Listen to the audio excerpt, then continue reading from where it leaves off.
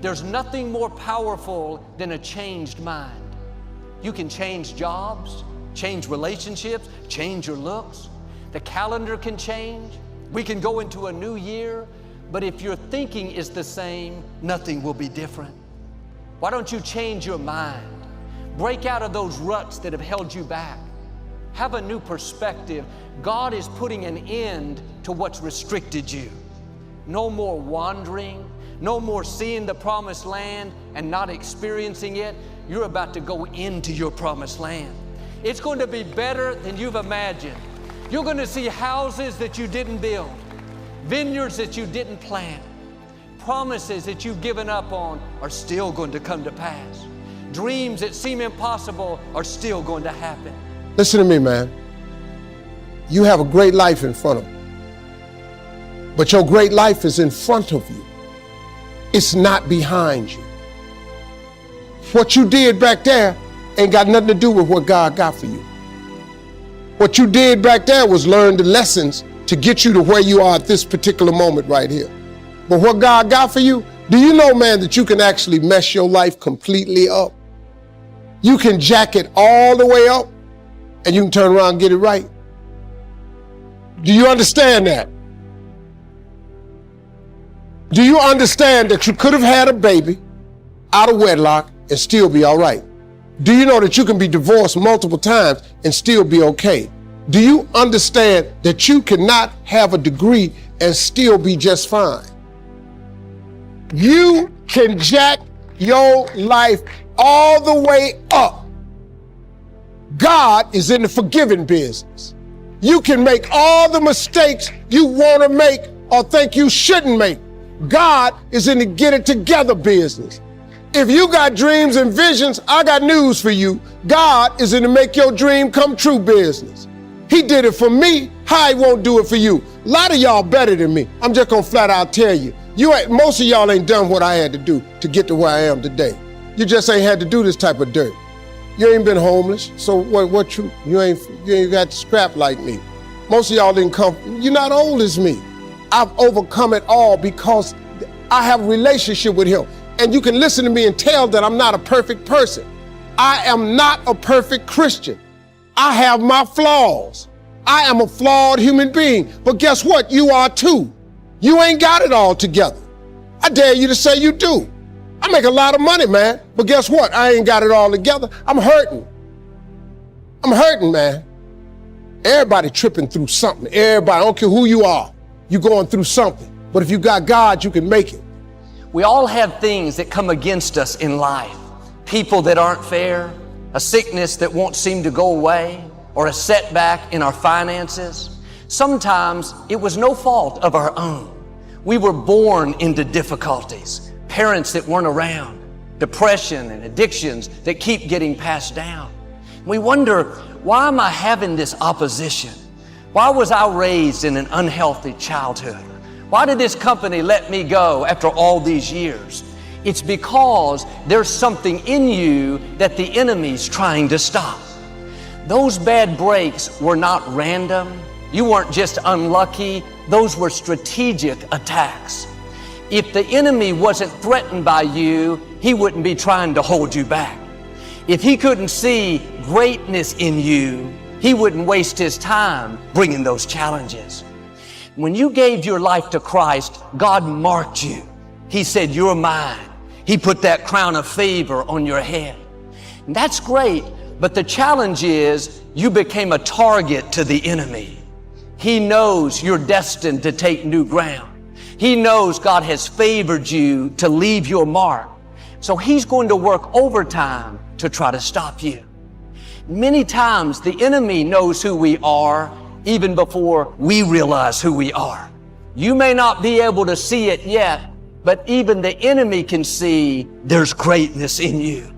Have a new perspective. Those difficulties are a sign something amazing is in your future. What are the things that you fear that's been keeping you from living your dream? That's been keeping you from doing some things that you would like to do? Just think about those things.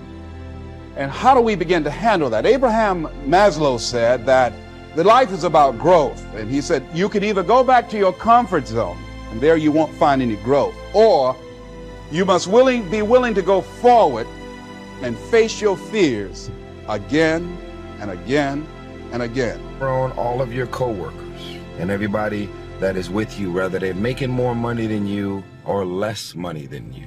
Everyone around you can contribute to you climbing faster up the success ladder. And there's no worse feeling than to spend your life doing something that you hate. I read a sign in the gym where I go to work out, and I actually wrote it down. I thought it was really a great statement. It said, "Nothing is so useless as doing excellently what should not be done at all." Isn't that good? My spouse didn't tell me he loved me today. This neighbor doesn't invite me over like she used to.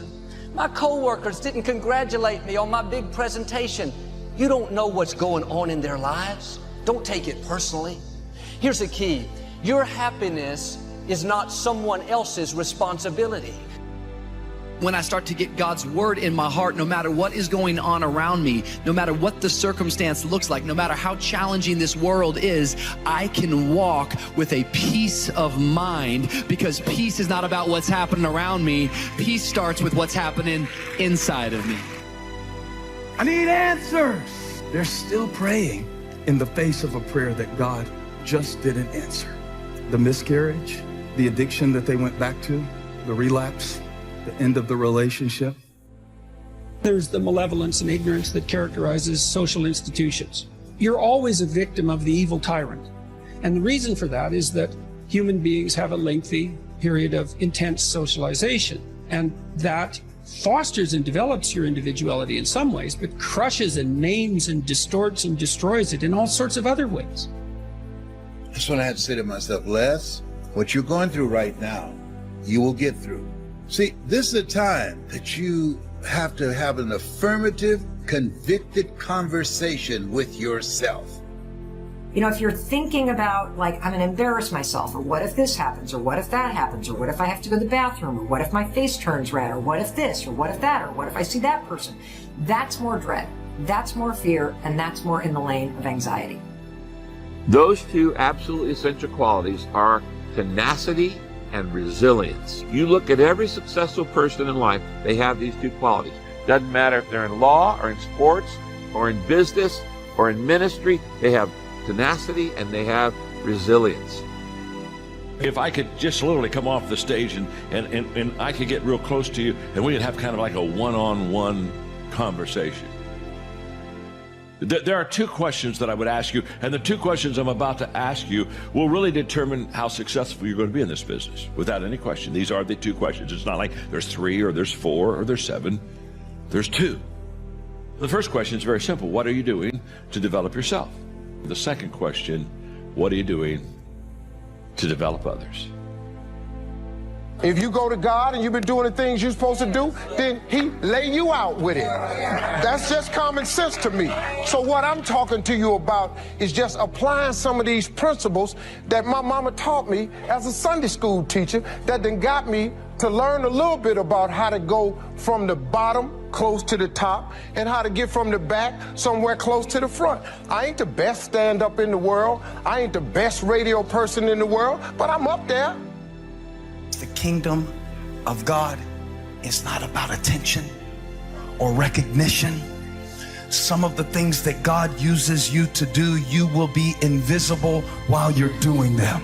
Some of you, the greatest thing that you are going to do in your life is encourage someone else, but we don't know this anymore because we don't know the difference between greatness and fame. If you're positive, you see the best, you're kind to people, you have a smile, because you're nose high, you're going to continue to rise higher. You're going to see God's blessings and favor. But if you're sour, hard to get along with, you don't want to go to work, bitter over disappointments, because you have a nose down attitude, your life is going to go that direction. Be happy in your faith and rejoice and be glad-hearted continually. Be unceasing in prayer, praying perseveringly, and thank God in everything. No matter what the circumstances may be thankful and give thanks, for this is the will of God You know, I believe that God showed me a long time ago that there's so many people that are wanting to know, what's God's will for my life? What's God's will for my life? But if we just start with the things that we do know, then that kind of opens the door for God to reveal the rest of it to us. I stepped in, I took ownership. They thanked me, problem solved, got it squared away. People are surprised. People are surprised that it works. People are surprised that it works. And again, just to make sure everybody knows, that alone doesn't work. You still have to solve the problem that you caused with the client, right? You gave them what they needed late, or it's going to be late, and now you say, hey, it's my fault. I'm real as I can be. If I'm wrong, I'm sorry. I didn't think I was wrong. I'll tell you if I'm wrong. But I'm going to be as honest about this whole thing as I possibly can. And I think we owe each other that. And I think the idea that we don't, and that we shouldn't think that deeply, or we shouldn't uncover problems and issues, and we should just go about our lives, I don't think that makes sense. All these habits I teach. So you say, I'm going to stretch in the morning when I get up, and you do it. All of a sudden, I'm not going to check my phone for 30 minutes. When you just begin to do the things you tell yourself you're going to do, you begin to build self-confidence, which is this reputation with yourself. So ask yourself a question right now. What is one thing right now, one promise I can make to myself that I'm going to begin to keep starting this minute? I'm not just playing around. I'm not just beating the air. I'm not shadow boxing. I'm not just goofing off. Life is too important to waste your life. He says, when I fight to win. I want to win in my marriage. I want to win in my finances. I want to win in my career. I want to win in my spiritual growth. I want to win in my character. I don't fight to place. I fight to win. There's great power in self-reliance. Self-reliance means you simply look mostly to yourself. It would be nice if someone just gave you this, gave you this, gave you this. It would be nice if everyone did their job exactly as they're supposed to do it. But here's what you've got to do. Primarily rely on yourself. One of the most important things when you're in a situation where the truth, the facts are that there is more on your plate than one human being can effectively handle on his or her own, there's a really important moment where you have to surrender to the chaos that your life is for the next couple weeks. The reason I'm so passionate about personal growth is personal growth keeps me prepared. In other words, if I'm continually growing, I continue developing myself, and I'm continually learning, and I'm continually doing new things and going to another step higher. Can I tell you what that is? That constant growth is the preparation for the opportunity. So when the opportunity comes, here's the way. You don't go into an opportunity, you grow. But when haters come, they're a good thing too. They validate you. Haters now prove that you're doing something. You are now validated. If you have no haters, it's because you ain't doing nothing. That's what I learned. If you ain't trying to change and be better, it ain't nothing for them to talk about. Because if you're going to stay the same, then they cool with you because you right there with them. Haters validate you, and they going to come at an angle you ain't ready for. You want favor? It's right in front of you. It's right in front of you. It is right in front of you. It is not out there somewhere. It is not to be found in any earthly promotion. It is not to be found in any earthly acclaim. It is in the wilderness. It is in the synagogue. It is in Nazareth. But the place where he was brought up was the place where they were so familiar with him. Be constantly renewed in the spirit of your mind, putting on a fresh mental and spiritual attitude. Every day, we need to put on a fresh, new attitude. You know why? Yesterday's attitude will get old. If you don't start afresh and anew, then you'll bring all the negative from yesterday into today. Boy, I'd get upset and maybe something was going bad and I'd get upset and I'd want Dave to feel sorry for me. And I remember him looking at me and saying, I am not going to feel sorry for you. That is not what you need. But you know what? He was right. Because as long as we keep getting somebody to encourage us in our pitifulness, then we're never going to get strong and come out of it and say, no matter what has happened to me, I can overcome it. I don't really want to work out. I work out. I really don't want to hammer on a project. I hammer on the project. Don't really want to get up and get out of bed. I get up and get out of bed. Now, these could be signals that you need some time off. And those signals might be right, but don't take today off.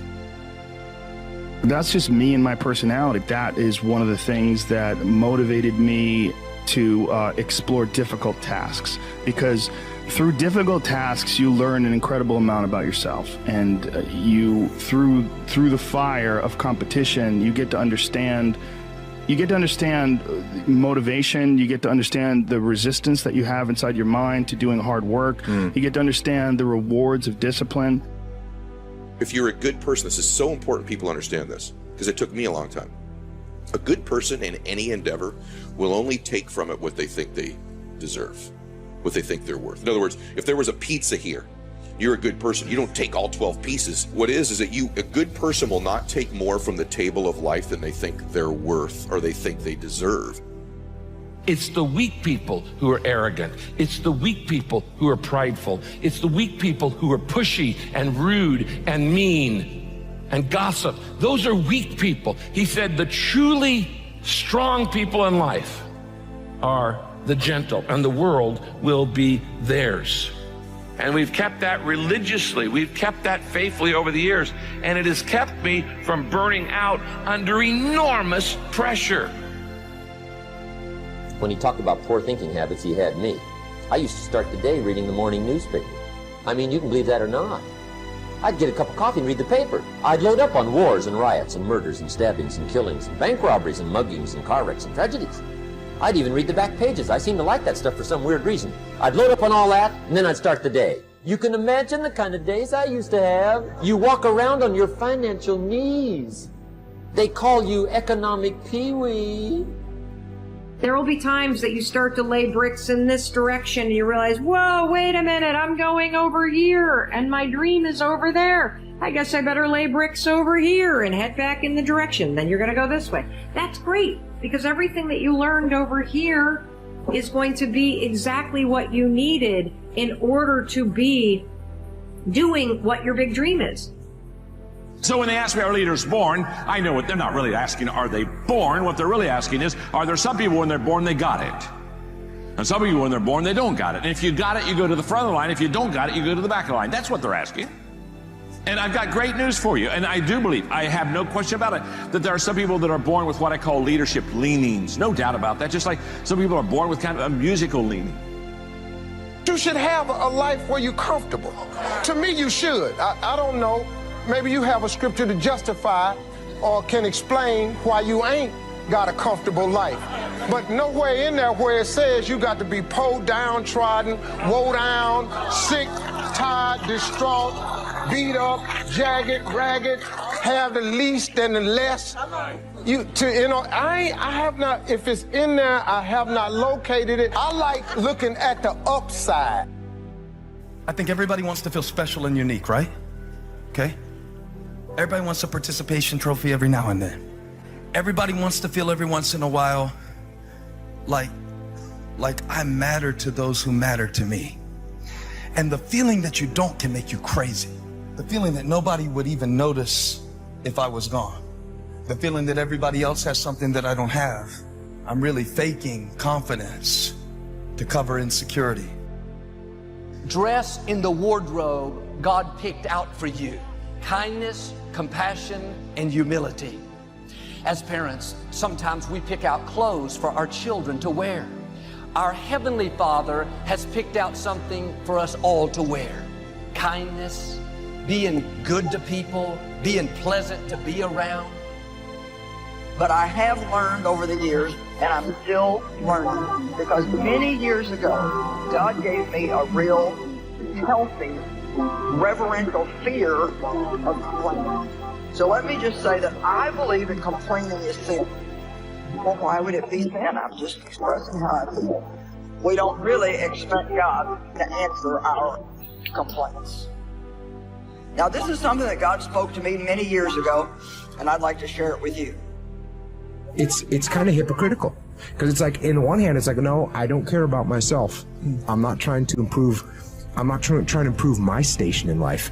But by doing that, you will improve your station in life, and you will improve your station in life beyond anything that you could have done if your goal was to improve your station in life.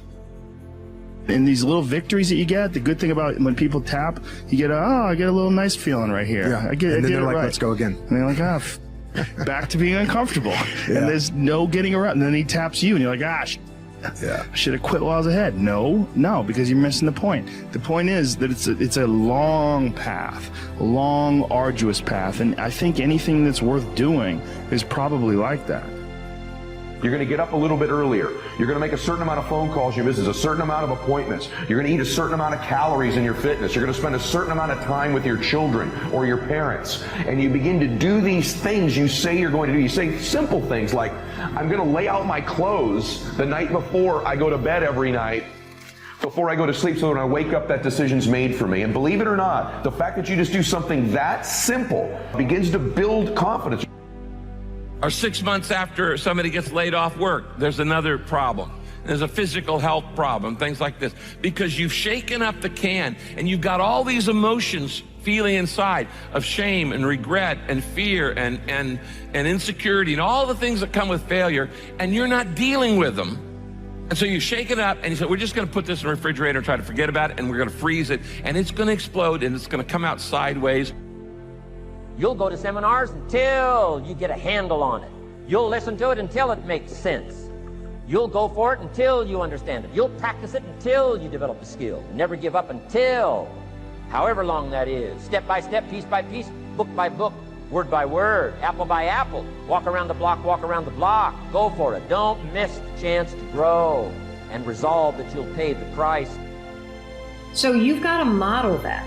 That means you got to ask for support. That means you got to have direct conversations. And it means you got to support your team members too. And do you realize that when you work with other people that do this, team members are 35 times more likely to show visible commitment to your success. And they're 47% more likely, when you model it, to work hard to build and maintain your trust.